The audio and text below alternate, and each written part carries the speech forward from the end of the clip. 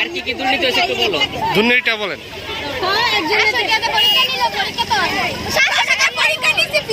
পরীক্ষা হয়নি আমাদের সিলমারে খাতা দেওয়ার জন্য কিসের পরীক্ষা? লুজ চালে লুজ দেয় না, লুজ দিতে চায় না বেশি, লুজ একটা চালে দিতে আর লুজ দেয় না। লুজ দিলে 400 টাকা পরীক্ষার ফি নেয়, আমাদের স্কুলে 700 টাকা পরীক্ষা দেয় কেন? ভর্তির সময় কার থেকে 1500 টাকা নেয়, কার থেকে 500 নেয়, কার থেকে 700 নেয়, এটা কিসের? আমার মা বাবা আমাদের শরীরে টাচ করে এটা কিসের শিক্ষা? এটা এরকম শিক্ষা দিলে ব্যাংকে যায় না। প্রশাসনীয় লোক ছাড়া তোমরা কেউ যাবা? তোমাদের টিচাররা কি তোমাদের সমাধানটা দিতে পারতো না? ওনারা কি দিচ্ছে? তাহলে ওনাদের কথা আমরা কেন শুনবো?